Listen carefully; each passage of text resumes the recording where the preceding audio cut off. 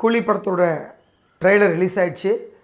ட்ரெய்லரை பார்த்த உடனே என்னையா இது ட்ரெய்லர் இப்படி பண்ணி வச்சுருக்காரு அப்படின்னு கேட்குற அளவுக்கு லோகேஷ் வந்து ஒரு மிகப்பெரிய சம்பவத்தை பண்ணி வச்சுருக்காரு. அவ்வளவு ஒரு வைப்ஸோட சூப்பராக இருக்குது. ஸோ இந்த மாதிரியாக ஒரு ட்ரெய்லரை யாருமே கொடுக்க முடியாது. அந்த அளவுக்கு இத்தனை ஒரு ஆர்டிஸ்ட்டையும் ஒரு ட்ரெய்லருக்குள்ளே கொண்டு வந்து எல்லாருக்குமே ஒரு ஈக்குவல் அந்த ஹீரோயிசத்தை புகுத்தணும் அப்படின்னா அது ஒன் அண்ட் ஒன் லோகேஷால் மட்டும்தான் முடியுங்கிறத ப்ரூவ் பண்ணியிருக்காரு. அதுவும் சூப்பர் ஸ்டார் நம்ம தலைவர் வந்து இவ்வளவு அட்டகாசமாக காமிக்க முடியுமா அப்படின்னா வேறு லெவலில் பண்ணியிருக்காரு. அதுவும் அந்த க்ளோஸ்அப் ஷாட்டெல்லாம் ஸ்ருதிஹாசன் பக்கத்தில் அந்த கத்தியை வச்சு போடுற சண்டையெல்லாம் சான்ஸே இல்லை. அனிருத் பாடின அந்த ஒரு வரி தான் அரங்கம் அதிரட்டுமே தான். இந்த ட்ரெய்லரை வந்து எல்லா ஸ்க்ரீன்ஸ்லேயும் நாளையிலேருந்து ஓட ஆரம்பிச்சிடும், எல்லா தேட்டர்லேயும். உண்மையிலே அரங்கம் அதிர்ற அளவுக்கு மிகப்பெரிய லெவலில் இருக்கும் இந்த ட்ரெய்லர் தேட்டரில் பார்க்குறதுக்கு. ஸோ ஃபோனில் பார்க்குறப்ப அவ்வளோ மாசாக இருந்தது. அதுவும் வந்து ஆடியன்ஸோட விசில் பறக்க அந்த பெரிய ஸ்க்ரீனில் பார்க்குறப்ப சும்மா பற்றிக்கும் தேட்டர், அந்த லெவலில் இருந்தது. நான் முன்னாடியே சொல்லிட்டு இருக்கேன், தொடர்ந்து இந்த படம் ஒரு 1000 கோடி அப்படின்னு. இந்த ட்ரெய்லரை பார்த்ததுக்கப்புறம் அது கன்ஃபார்மே பண்ணிட்டாங்க. நிச்சயமாக இந்த படம் அந்தளவுக்கு வர்த்து. என்னையா மனுஷன் அவர், அப்பா 74 வயசில் இவ்வளவு எனர்ஜியாக ஒருத்தர் பண்ண முடியும் அப்படின்னா சான்ஸே இல்லை. அதுவும் இந்த லாஸ்ட் சீன்ஸ்லாம் ஒரு பீடியை வச்சுட்டு பற்ற வச்சுட்டு வர்றப்பெல்லாம் பழைய இந்த டைலாக் தான், பற்ற வச்சுட்டு பரட்ட, அதுதான் ஞாபகத்தில் வருது. அவ்வளவு ஒரு வேறு லெவலில் இருந்தது. ஸோ ட்ரெய்லரை பார்க்குறப்ப நமக்கு புரியுது யாருக்கு என்ன மாதிரியான ஒரு கேரக்டர் இருக்கும், யார் இதில் வில்லன் அப்படின்னு ஒரு ஓரளவுக்கு ஒரு ஜஸ்டிஃபிகேட் பண்ண முடியுது. ஆனால் அதை தாண்டி நிறைய விஷயம் உள்ள கண்டிப்பாக இருக்கும். அவ்வளவு சீக்கிரமாக ட்ரெய்லரை பார்த்த உடனே நம்ம ஜஸ்டிஃபிகேஷன் பண்ணுற அளவுக்கு லோகே விட்டுற மாட்டார். ஆனால் இப்படி ஒன்று இருக்கலாம்ங்கிறது ஓரளவுக்கு தெரியுது.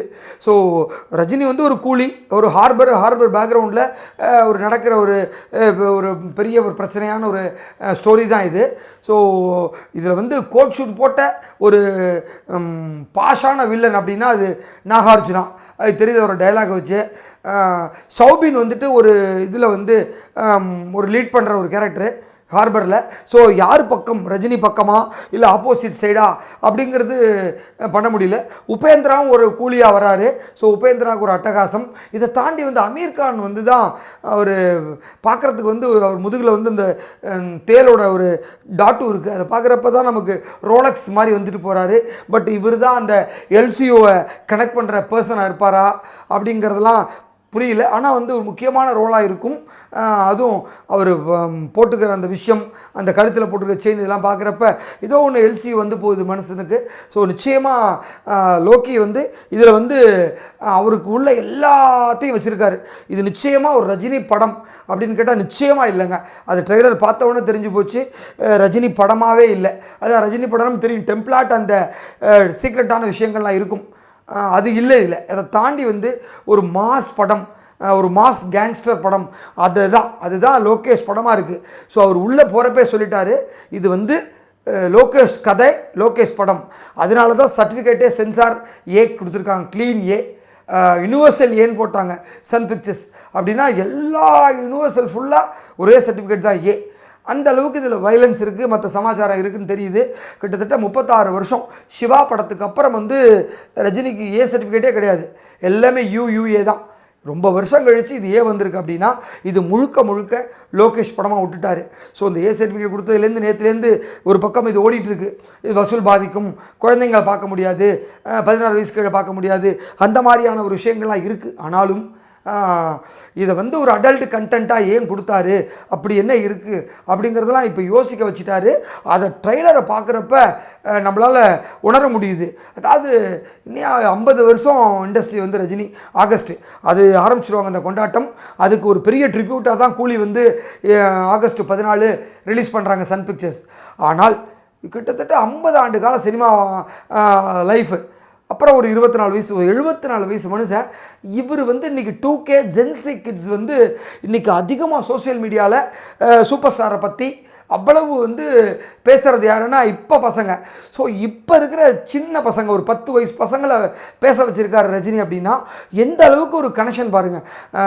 அதாவது 60ஸ்லேருந்து இப்போ இருக்கிற 2025 வரைக்கும் எல்லாரையும் சேர்த்து பேச வைக்கிற ஒரே ஒரு பவர் அப்படின்னா அந்த one and one super star Rajinikanth மட்டும்தான். அது வந்து வேறு வழியே இல்லை. அவர் தமிழ் கிடையாது, இந்தியன் கிடையாது, குளோபல், அதாவது ஒரு குளோபல் ஐகான் அப்படின்னா அது நம்ம சூப்பர் ஸ்டார். அதுவும் இந்த கூலி படத்துக்கு அப்புறம் அவர் வந்து ஒரு இன்டர்நேஷ்னல் ஃபிகருங்க. அதில் வாய்ப்பே இல்லை. 110 கண்ட்ரியில் 10,000 ஸ்க்ரீனில் ஒரு பிரம்மாண்டமாக லான்ச் ஆகிறார்.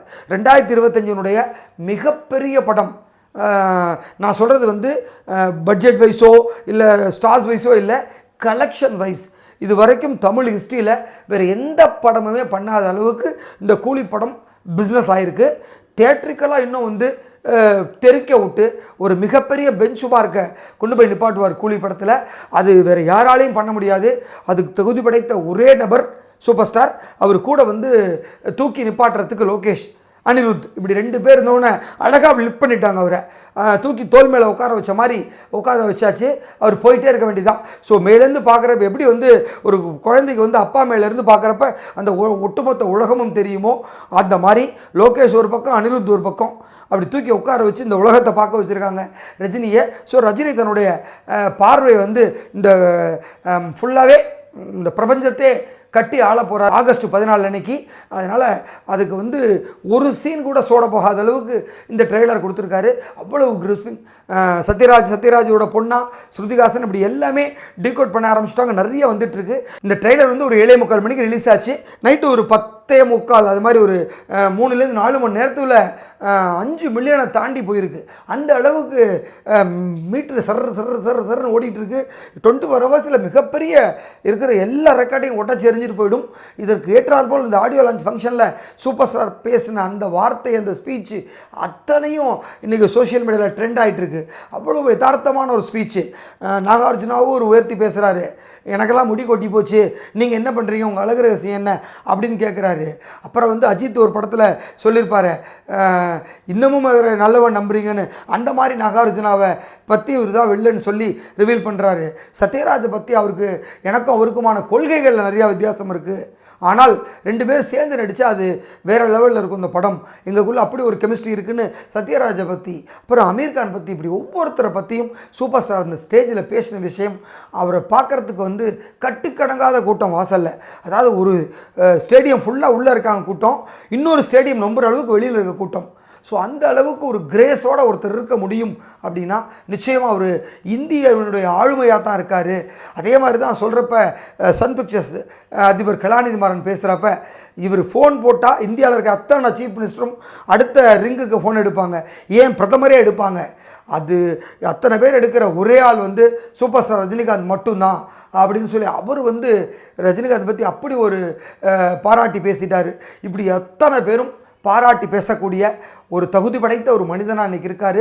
அதனால தான் இன்றைக்கும் அவர் 50 ஆண்டு காலமாக தமிழ் சினிமாவினுடைய உச்ச நட்சத்திரமாக ஜொலிக்கிறாரு அப்படிங்கிற சொல்லிக்கலாம். ஸோ நாளைக்கு ரஜினி பேச்சு, அதோட சுவாரஸ்ய தகவல் பற்றி இன்னும் கூடுதல் தகவலோடு சந்திக்கிறேன். நன்றி. இந்த வீடியோ உங்களுக்கு பிடிச்சிருந்தா லைக் பண்ணுங்கள், கமெண்ட் பண்ணுங்கள், ஷேர் பண்ணுங்கள், சப்ஸ்கிரைப் பண்ணுங்கள்.